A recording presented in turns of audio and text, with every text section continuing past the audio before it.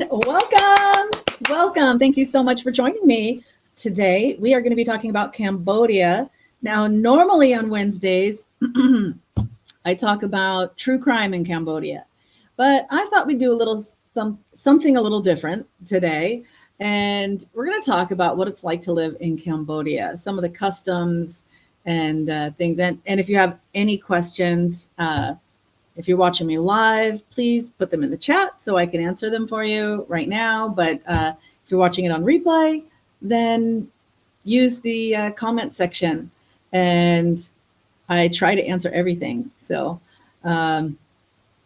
anyway, I guess one of the things people always want to know is, why did I move to Cambodia? Okay, so let me start off with that.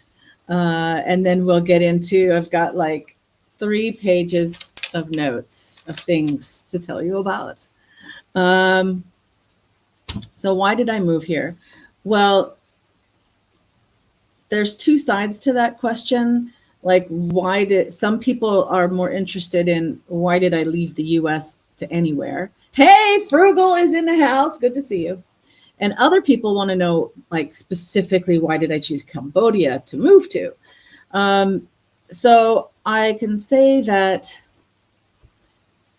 there's 2 factors about why I left the United States. For a long time, I've been like dissatisfied with the way the country was going. And the way it's very polarized and just seems like a system. Hey, Chalet, I fell in love with the beauty. That's part of it. An ocean set you apart from people that pissed you off, perhaps. Well, I guess you could say, disillusioned, for a long time. And I also kind of always idolized getting back to nature. Kind of, if I was still in the US, I might be a prepper type person. I always thought, hippie communes or something, living with nature, the Wilderness Family. I watched, grew up with the Wilderness Family and the Waltons, and that simpler way of life, without all the modern trappings, appealed to me. Okay. And so when I used my passport, I was really just wanting to travel anywhere, and the opportunity came to me to come to Cambodia. And a few years prior to that, I had seen the movie by Matt Dillon called City of Ghosts. And when I watched it, something like sparked in me, and I was like, I would go there. So the opportunity came, and I visited Cambodia. And the first 3 days I was here, I was like, ooh, I'm a world traveler. I'm a young woman traveling alone. I was about 40 years old at the time. And it all comes back to Matt Dillon. Well, hey, I got to give credit where it's due. I might not have, well, it's kind of like sliding doors, right? If I didn't come here because of that movie, I might have, found another way to end up here, because it just really resonates with me. And it feels a bit like destiny for me. So if you guys haven't seen the movie Sliding Doors, you've got to go see it if you want to know what I mean by referencing it. So anyway, once I was here, the first 3 days, it was like a whirlwind, and it was exciting. And my friend Sra, he's like, well, would you like to meet my family? I'm like, yes. And they were out in what Cambodia calls the countryside. And there was no electricity, no running water. They had a wooden house.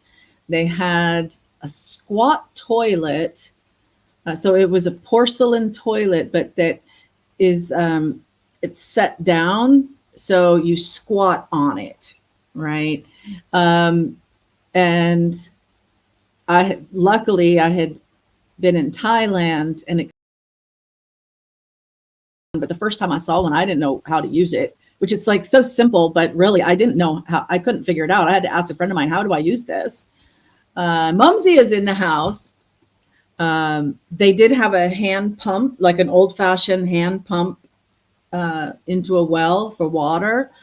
And they had a car battery that they would use for electricity. And so they would run a light bulb or a fan or a radio. They could even run a TV and a VCR if you wanted to watch a movie. They could charge their phones. They had a motorcycle. So it was about 45 minutes to an hour ride on the motorcycle to go to the nearest internet cafe, where basically you had computers that you would like rent by the hour, and you could check your email and things. And it seemed like it was like the perfect balance of modern and living off the land, right? I tried to help as much as I could, like, oh, I want to wash clothes, or I want to help cook or something. And then it's like, no. It was his wife, his mother-in-law, and his 3 kids, as well as Sra. And we stayed for 2 weeks out there. I never wanted to leave. I mean, that was good, but of course I had to come back to the US and settle things. But by then, that experience there in the countryside is when I fell in love with Cambodia. The people, the nature, the climate is great. It's hot, but for me, it's hot in a good way. I don't mind. Yeah, hopefully Frugal's still there. Chalet's asking if Frugal is drinking beer. Last night he was drinking beer. Okay, and so I knew I wanted to spend the rest of my life here, and I moved here. I went back to the U.S. for about a year, and then I moved here. So that's that. Hey, Gibbo is also in the house. Gibbo says he's not friends with Aurora anymore. I don't know what happened because of last night's trivia. Okay, so the first thing on my note is greetings. And a lot of tourists get put off when Cambodians ask how old they are. It's like, hello, what is your name? And how old are you? Well, they're not trying to be rude. It's because for Cambodians, the custom is you must address a person by the title of their age, as in, Aunt Miriam, right? Or Grandma Miriam, or Sister Miriam, okay? Depending on their age. And they look at us and they can't tell, is she a sister age? Is she an auntie age? Is she a grandma age? Right? Chalet says, Aurora, if you're out there, blink twice. So I'll let you guys chat while I'm talking. And so if someone's your child, you call them Kon, like Kon Chani. All right. Srai and Bro are girl and boy. So it's Kon Srai would be daughter. Kon Bro would be son. Kon Srai Chani. Right. If you're talking about someone else's child, then their own. So Kon and own. Right. You put the K in front of it if it's your own child.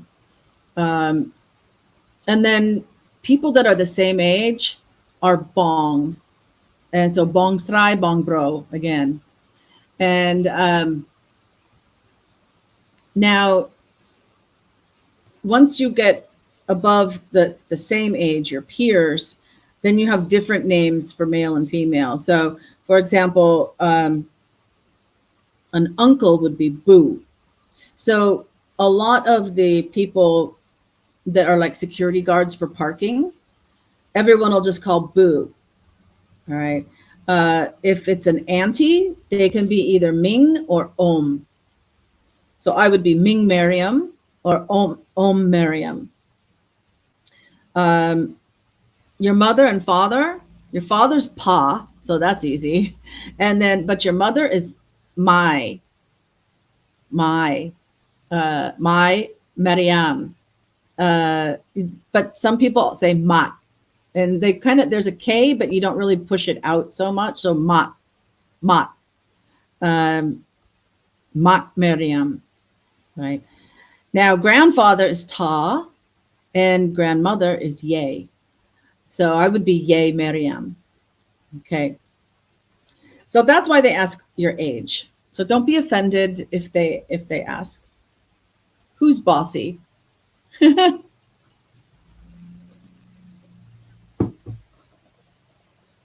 Gibbo says his granddad is a teacher in Japanese. Well, that's cool. So some language related things, and then I'll get to like some more custom kind of things.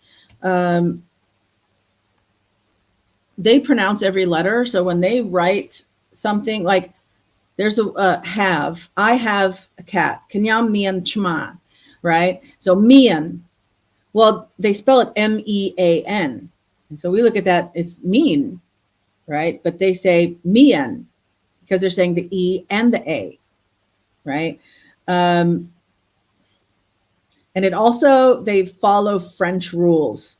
So if we're trying to, like, if we hear the language and we want to write it with ABCs, then, which they call the Roman alphabet, then we would just use English ways of writing words, which of course is a big mix of different style, different languages jumbled together. But anyway, we would do our best to write it how we would think to pronounce it, right? Well, that's what the French did. And the French have a lot of really weird rules, like S's on the end of the word that, like a Malinois, right? The dog, Malinois, it's O-I-S on the end, but you don't say that S, right? Frugal says, they all just assume I'm old with the white hair and the beard. I know. Has anybody ever called you Ta? That's grandfather. Mumsy says she is old. All right. They have like a third consonant that's like in between, like for example, B and P, right? We say B, boy. We say P, pa.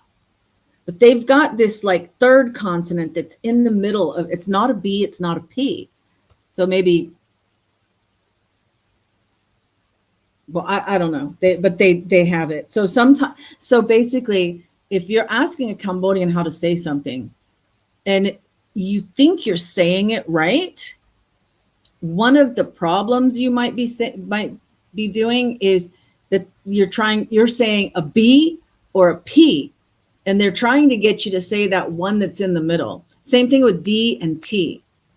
There's like this one it's not quite a D and it's not quite a T. It's somewhere in the middle.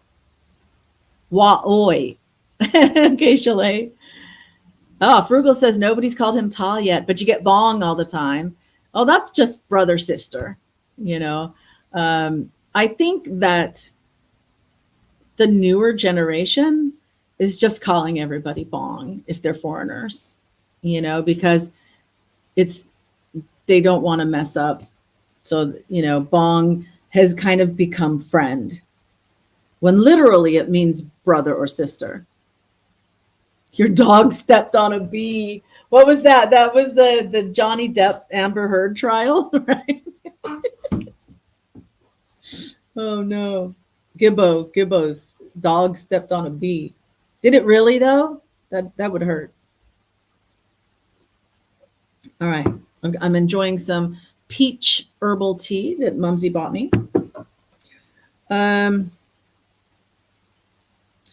Another thing that they catch you on is there's this silent consonant on the end of words. Like I was saying, the word for mom is Mac, like Mac, but they don't always say that K like Mac. They might go Mac. They make the K inside.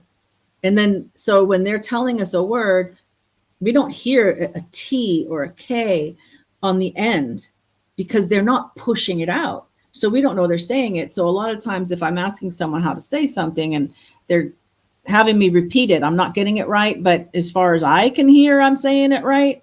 I ask them to spell it, and then I see what that mystery consonant is on the end of the word. Then I make that in your throat and with your tongue and your lips and whatever, you make that letter, but you don't push it out, and they can hear, and they hear the difference. Yeah. Virgo says it's the younger generation. That's kind of they see language adapts. It's a living thing. And so Bong is starting to adapt into just friend, or like you would, you might meet a stranger in America and go, "Hey, bro," in a slang way, it would be the same thing. Chalet's having trouble with talk to text. Okay. And then holding back consonants is one thing, but then there's also this pushing out. And it might be more of a vowel sound, pushing out a vowel sound, but like you make it hard and sharp. So for example, there's two different words, claw and cla, claw, claw, where you have to like say it sharply, and there's actually like an accent in the Khmer language, in the Sanskrit, not the ABCs, where it says, that little accent thing that they put on it means that you're supposed to push it out sharply, quickly, sharply. Oh my gosh. Gibble says he does the same. It's not just about language. He does the same thing with his farts. He strains not to push them out. Don't strain them. He doesn't strain them. He just pushes them out. Okay. Oh, and then if you're in a more formal language, when you're really speaking grammatically, see, I kind of do a baby talk kind of thing, kind of like Tarzan type, Jane eat banana or something, right? I don't actually say full sentences in Khmer, but there are people that do, Cambodians that do, and they're speaking more formally, they put te on the end of the sentence. Kind of like French or German, where, do you like this? Yeah? Yeah? Or do you like this? No? No? Kind of, you put this little thing on the end that doesn't really mean anything, but it's just there. They had that for Khmer, that's te.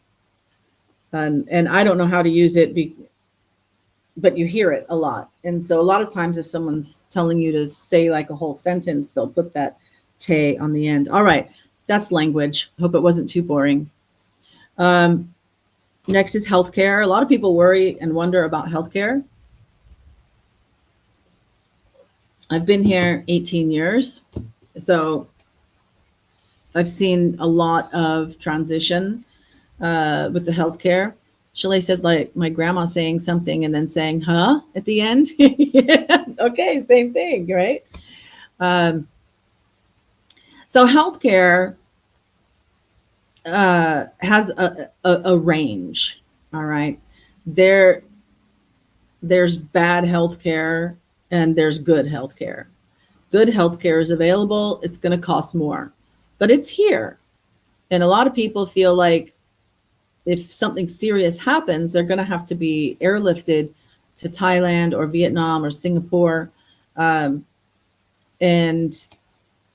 it's, I mean, they can handle a lot here.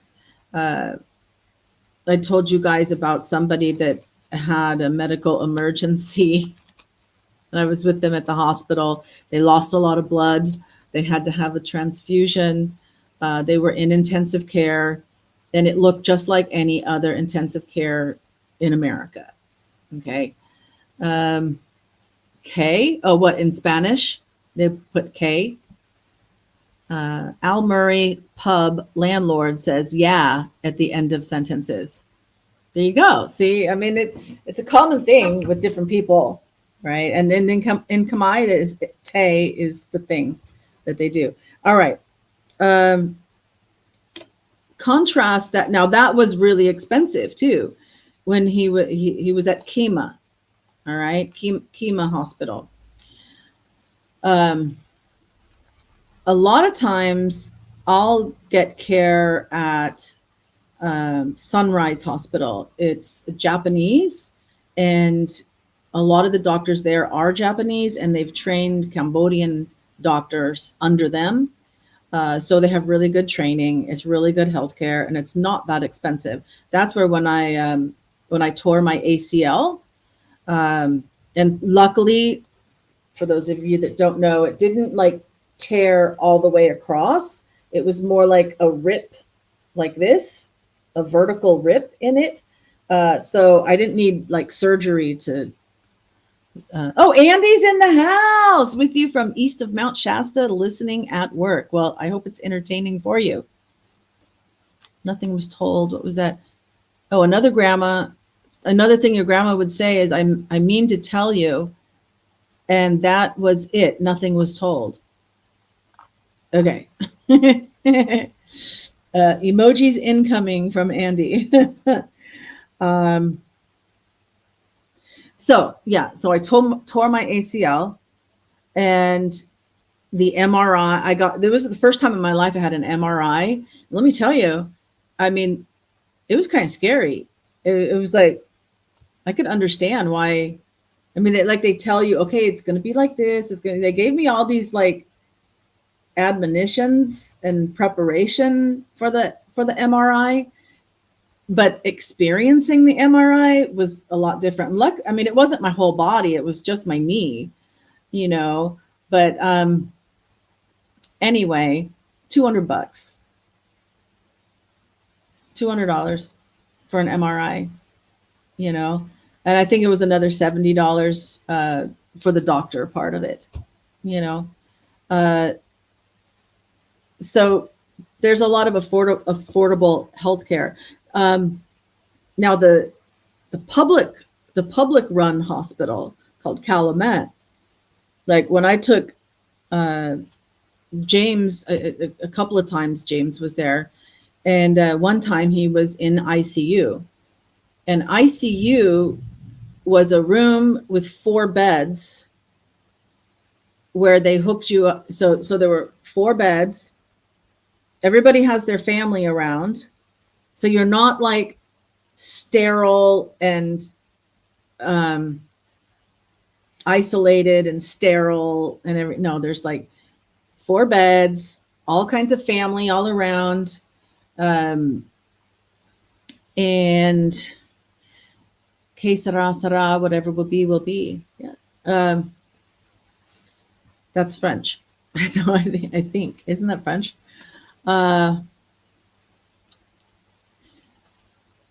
So he was hooked up to monitors, and I asked the nurse, I said, what is the range? Like, what number do I need to be concerned? Because they weren't in the room. They were just across the hall in another room with a window. And I guess the monitors were supposed, were in that room. I don't know. So if some, or maybe they're just listening for an alarm to go off or something. But yeah, so a totally different experience. Of course, I didn't cost anything.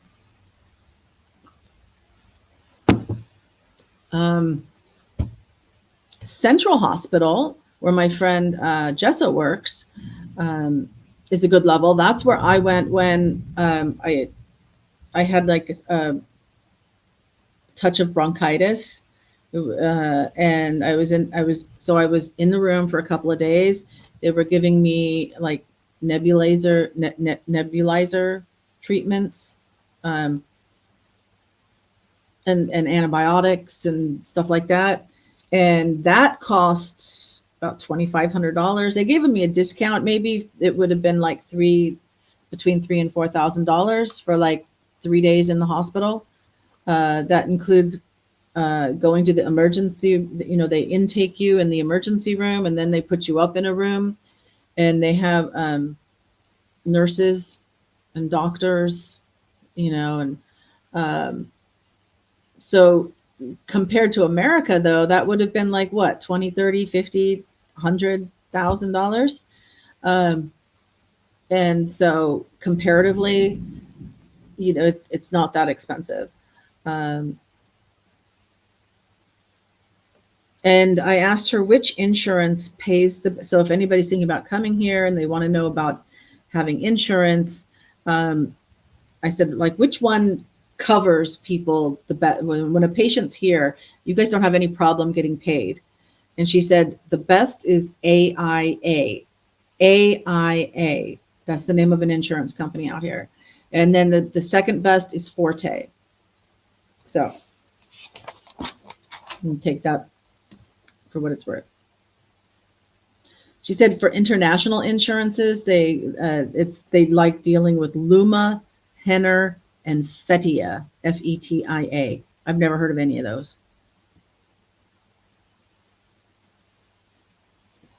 Okay, you guys are just talking in the chat. If you have questions, let me know. I'll answer any questions. Oh, she said, make sure your coverage has IPD, OPD, and emergency. Now, the insurance I have, I only pay $70 a year for it. So for being 59 years old, that's pretty darn good. Or maybe it's 80. I don't know. It's under $100. And but it's only emergency. But if there is an emergency, it covers everything. And if I die, it actually like covers like 2,000 or 3,000 or something like that, which would be enough. For costs of living in Cambodia, I always tell people your biggest cost is actually going to be transportation. So that's the thing to factor in. So I always tell them, when you're looking for a place to live, you want to look at the neighborhood, not just the apartment. And I think it's better like to stay in a hotel or a guest house and explore the city and find a neighborhood that you like first, and then look for an apartment in that neighborhood. Okay, or a house, whatever it is that you want, a condo, an apartment in a shop house, a villa, whatever it is you want. Find the neighborhood first. If you're retired and not working, you don't have to think about a job. But if you have a job, it makes more sense to be close to that job so that you don't have as much transportation cost getting to the job and back home again. If you like nightlife and that's what you want to do, then be close to the nightlife so you don't have to spend a lot of transportation going to the nightlife. Queen is in the house. Oh, thank you for reminding people to hit the like button. Okay. Pros and cons. Under pros, I have independence. Really, everybody here has a lot more independence than in America. So if you want to have your own little business, you don't have, there is a business registration, okay? And if you want to have a serious business, you should register that business, okay? But it's not difficult. It's only a few $100s, okay? And then, but like, let's say, people say, oh, it's because you're a foreigner that you have more independence. But Cambodia is full of poor people, and they don't, they don't have freedom. I'm like, okay, no, just look around. If somebody's really poor, they can go to the river, they can dig up shells, they can cook those shells, and then walk around with a cart selling those shells. And they don't need a business permit. They don't need a health inspection.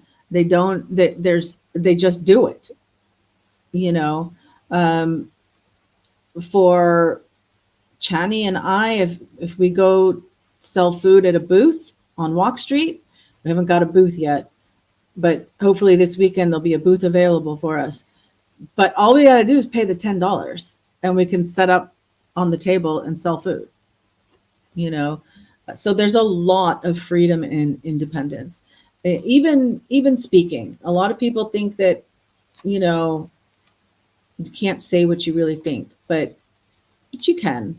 You can. Yeah, I mean, there is a law now about the king, you know, like Thailand for a long time has had, you can't say anything bad about the king. And in Cambodia, it was just customary, but not law. And they have a law now. But really, there's a lot of freedom. Is Channy home now? No. She said she's sick. She sent me a picture of some medicine that she got, and and said, and I said, well, you need to come home. And she goes, well, take a couple of days because I need to be able to breathe. And I said, the medicine, and I wrote her back, the medicine you're taking will help you breathe in the morning, you know, come home tomorrow. So we'll see what happens. You call it a garage sale. Yeah, but you know, in the US, there are some cities that regulate garage sales. You know,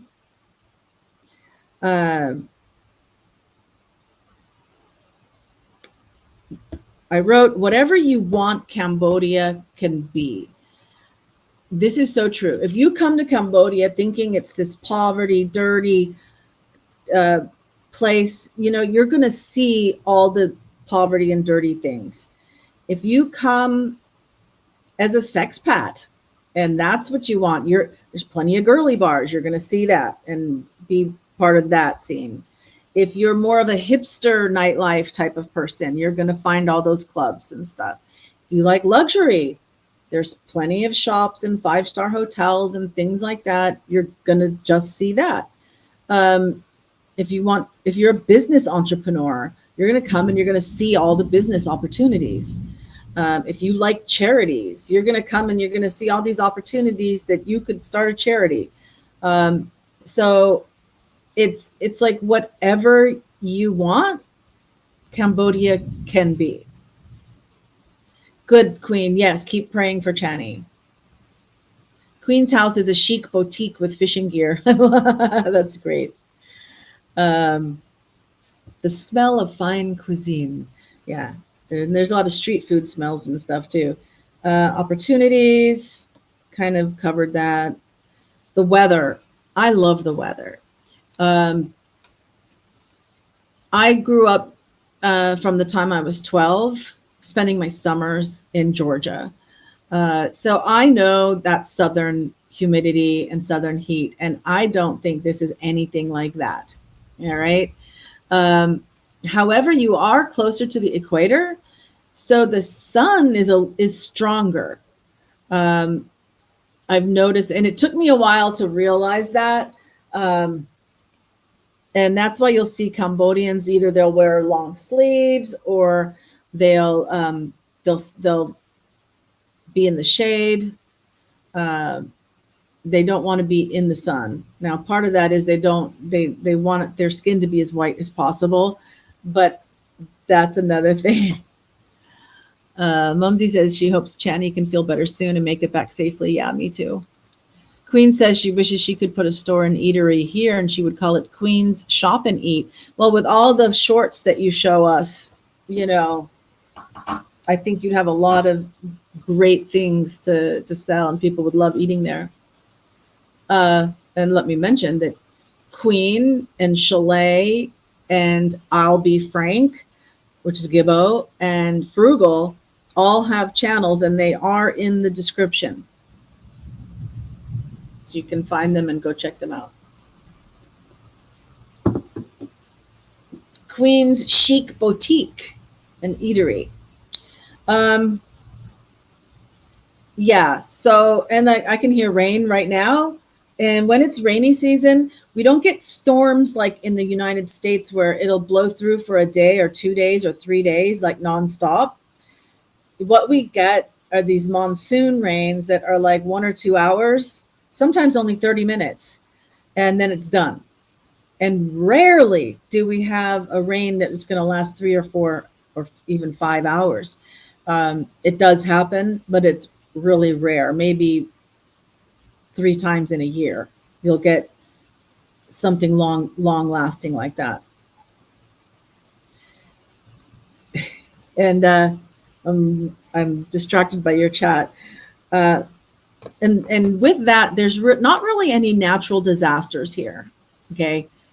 Hurricanes fizzle out. They'll turn into a storm, but I mean, like they'll turn into rain, but not, we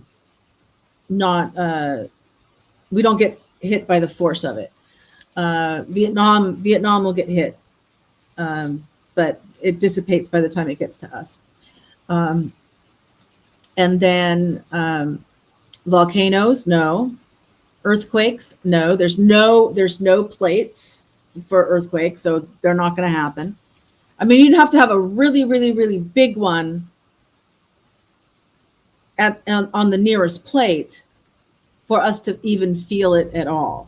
I mean, it would have to be like a 12 on the Richter scale or something for us to be able to feel it. I don't want to say never, right? But pretty much never.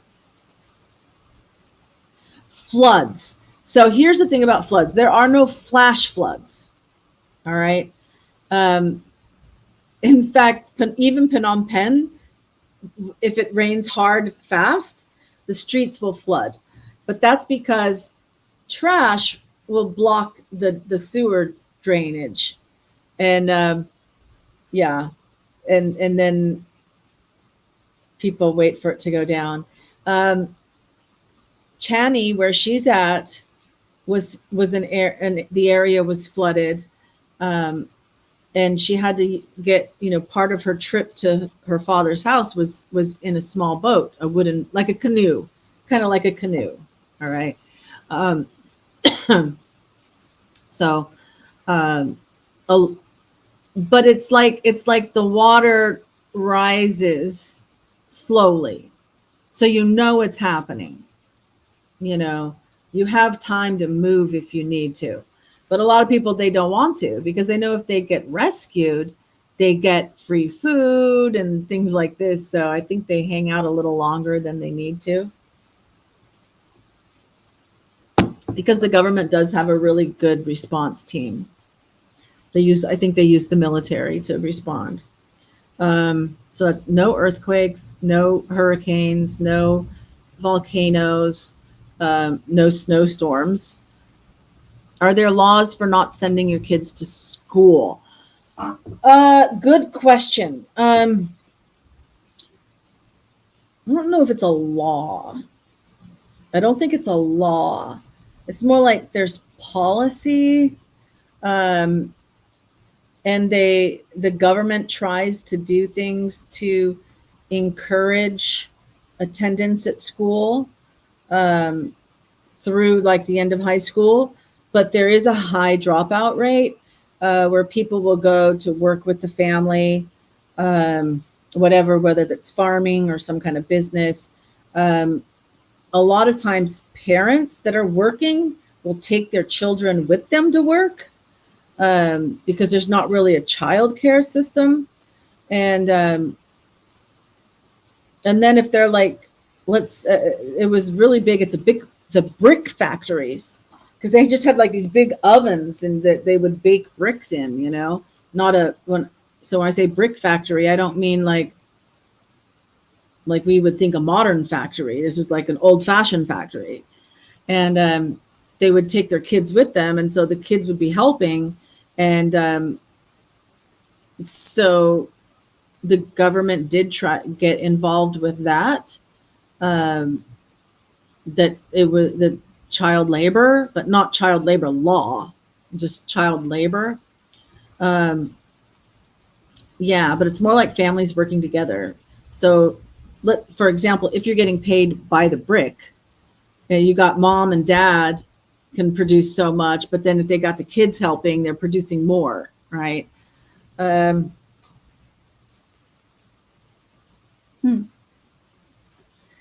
Okay.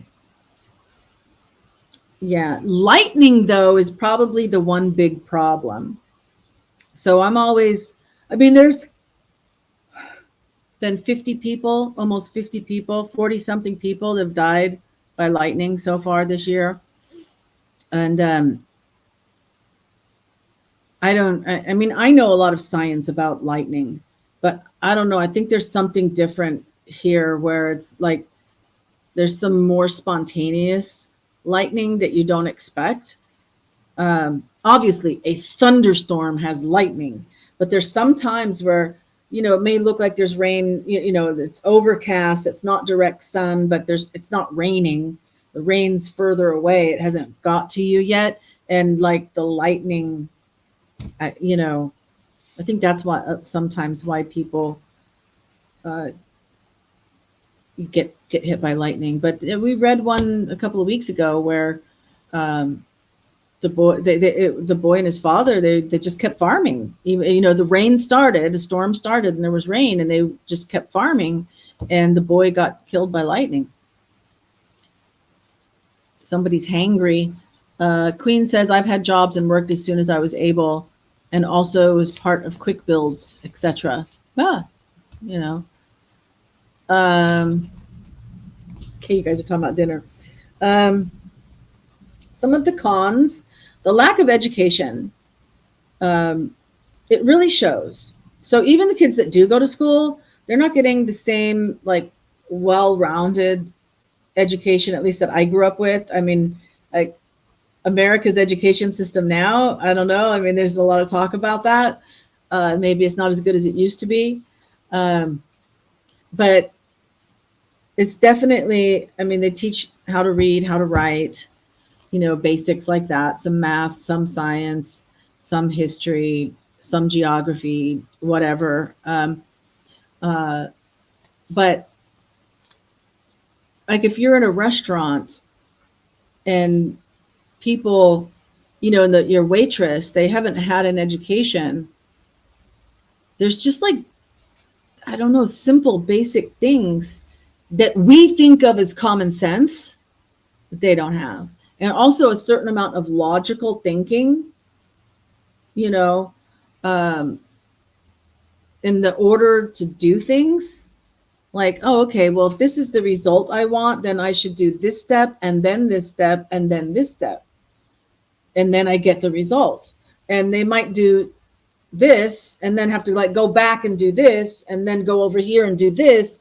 And they don't really, logical, critical thinking is severely lacking. And you don't notice it until you're someplace. I mean, okay. So I guess what I'm saying is that even if you have a bad education in America right now, there's a certain amount of common sense that we end up absorbing, you know, and they don't have that. But I think it's getting better. But like it was really, really evident.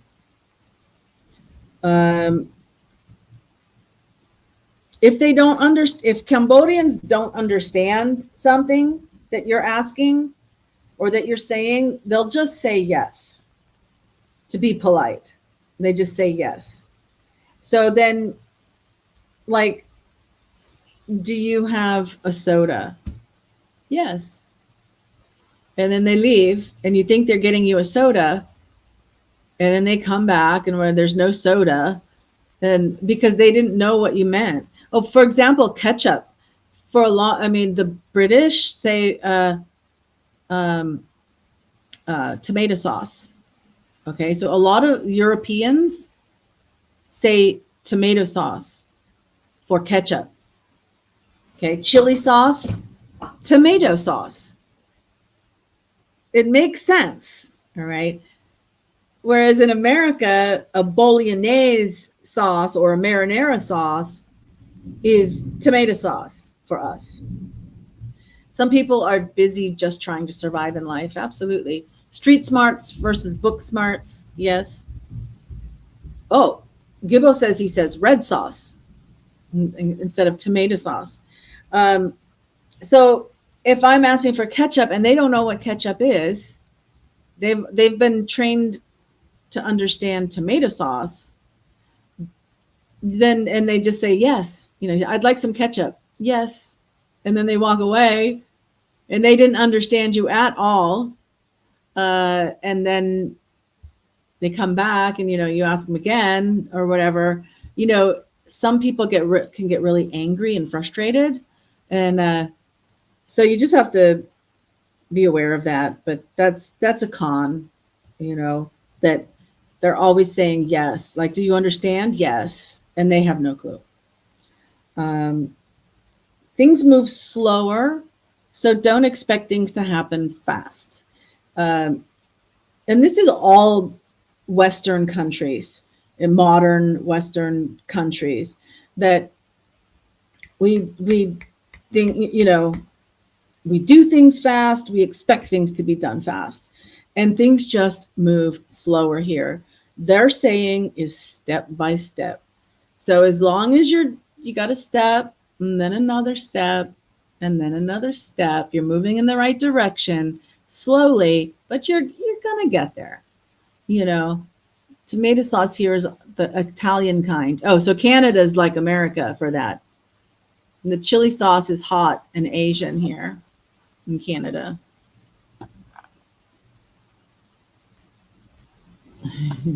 Okay. And I kind of mentioned the sun is stronger here. I grew up in California. I love the sun, and but it's definitely stronger.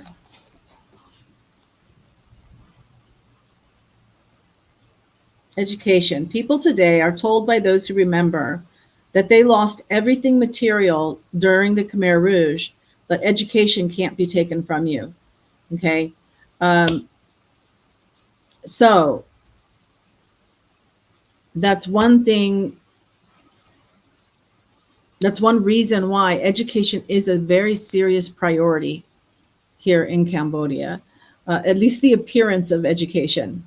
Okay. Sometimes they don't always get it right. Let me tell you a quick little story. There was one time I was at a coffee shop and they had almond coffee on the menu. I said, "Oh, I'd like an almond coffee." And said, "Okay."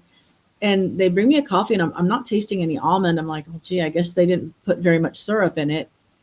I get down to the bottom of my coffee. There's ground almonds in my coffee because they just copied a menu and had no idea that almond coffee is supposed to be a syrup that you pour in to flavor the coffee. They thought it meant, okay, coffee, almonds, put them together. There you go. Almond coffee, right? That kind of thinking is widespread, especially with education. So people will just open a school and not really know what they're doing, unfortunately. But then there's a lot of good schools too. Always wash hands several times after handling hot peppers. Yeah.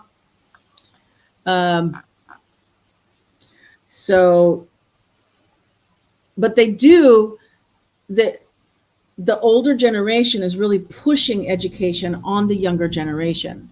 They want them to go to school. Some of them, they go like 3 schools. I do tutoring.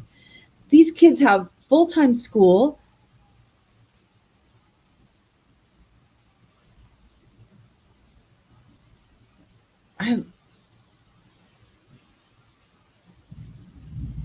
Here's something outside. Let me go out on the patio really quick and see. Sweden doesn't have almond coffee. They're so poor. They just have room temperature.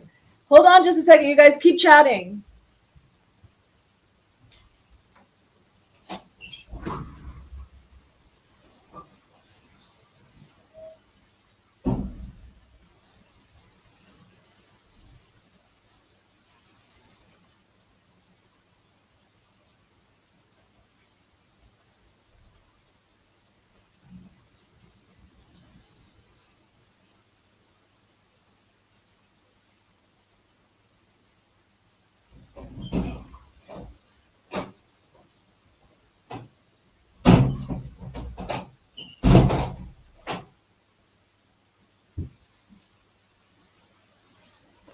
I need to trim my tree.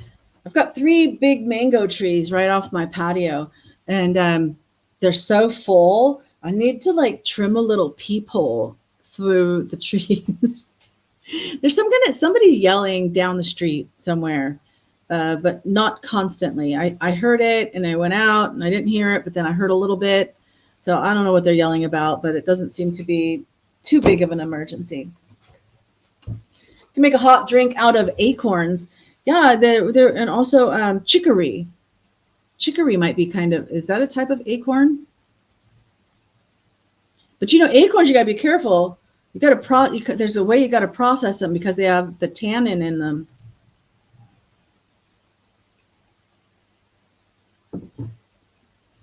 I hear something again. Oh, there, Queen's just saying it. You have to take the tannins out of the acorns first by adding water and baking soda. There you go. See, you knew it. All right. However, being uneducated, it quickly became a race to get certificates by cheating. Yes. So, during the Khmer Rouge, they killed a lot of the educated people. And so they know that, like, when you graduate, you get a certificate. So you'd have a lot of people, like I was doing job interviews once years ago, and the applicants were giving me copies of their degrees. They'd have like 2 bachelor's degrees from 2 different schools and 2 master's degrees from 2 different schools. And all of this was done in like 3 years. And I'm like going, you got 2 bachelors and 2 masters from 2 different schools in 3 years. Yeah. But they don't see a problem with it because they've got the certificate. Yeah.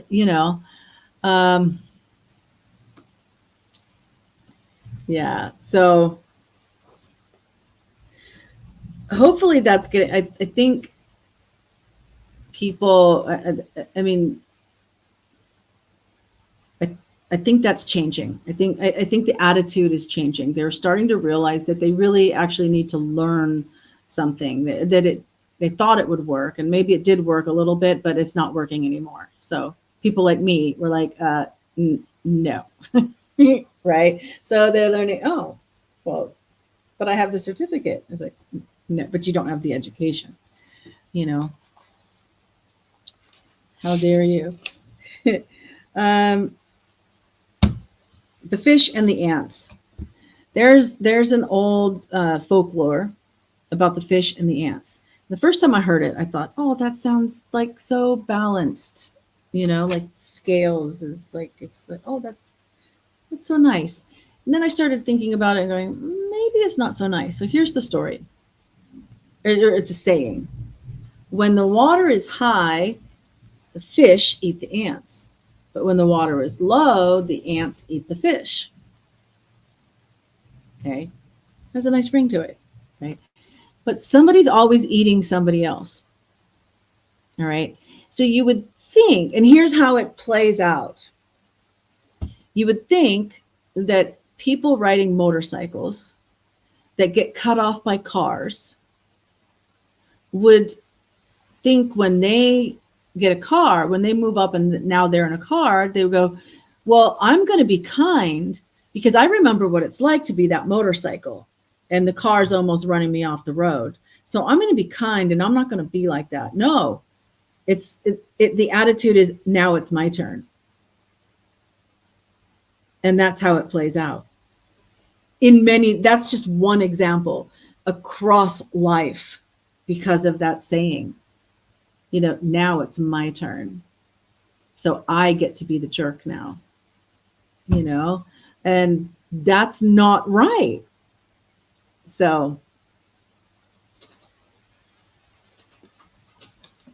the food chain is a circle of life like the salmon run here. Oh, I bet you have nice salmon there in Canada. You guys are having great fun, and I see your comments. You guys are having fun. I'm gonna let you doing that. Some tips. Renew your state ID. Wonder why I put that tip here. So you don't have to go back, because if you keep it renewed, and then you can renew online, right? But you want to keep your original home country ID up to date. All right. Use your driver's license to get a Cambodian driver's license before it expires. Get a post office box. Arrange someone who can accept your mail. I have Mumsy. Mumsy accepts mail for me. Authorize someone to speak to your bank. I have Mumsy. Mumsy is authorized to speak. Now, she's not authorized to make withdrawals or anything like that, but she's authorized to speak to the bank. So she can ask what's the balance, or, what happened with this or with that. That way I'm not over here on hold, because 800 numbers don't apply. If I call an 800 number, I'm just calling an international number, and I'm paying international rates to call that 800 number and then be put on hold for 20 minutes, right? No, you don't want that. Make sure your landlord registers you for the foreign thing, foreigner thing. There is a foreigner registration that needs to be done by the landlord. And and a lot of the landlords, if they're older, they don't remember. I mean, or they don't know how to do it. And it's an app. They have to download an app that's a free app, and then they just put in your name and your passport number and the dates that you're staying. And there you go. That's all they got to do. You get Pacific salmon here. So every run, they mate and pass away, but replenish the water and the trees, etc., nature around them. King salmon, coho, and chinook.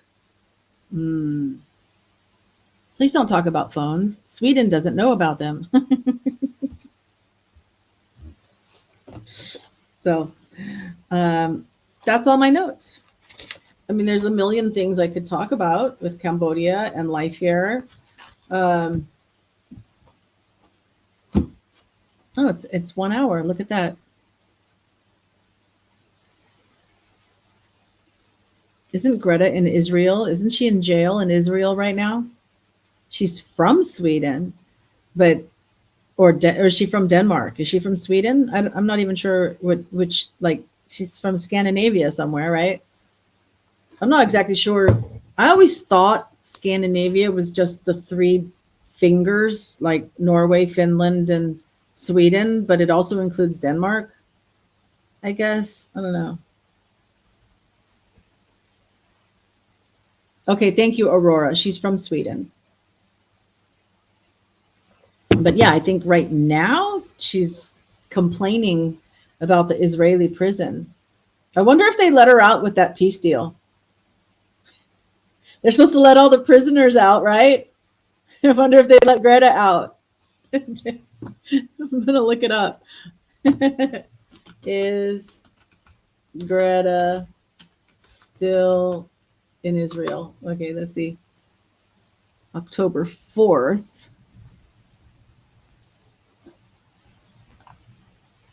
One day ago. 1 week ago.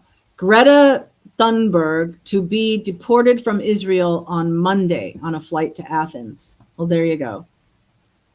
So she's been deported. She got deported. All right. Now we know. Denmark is Scandinavia. Finland is not. See, there was like I always thought it was like just those three. And so it's like now it's not Finland, but it's Norway, Sweden, and Denmark. Well, that's like so weird to me. Yeah, they don't. Yeah. I guess they didn't keep her for long, but she was complaining about her cell. I know that. Anyway. So that's some stuff about living in Cambodia. And if you want me to do another one, especially people watching on replay, the comments are right below. So write questions that you have that I can like do another stream and answer questions. Traveling on that millionaire friend's yacht is so tiring. Yeah. Oh my goodness. I guess some people like her. I don't know. So that's it for me. So, let me remind you that love transcends time and space. So wherever and whenever you are watching this, I love you. Mumsy says, very interesting. Thanks. Shalay says nobody likes her. Oh, she's got some fans somewhere, I'm sure.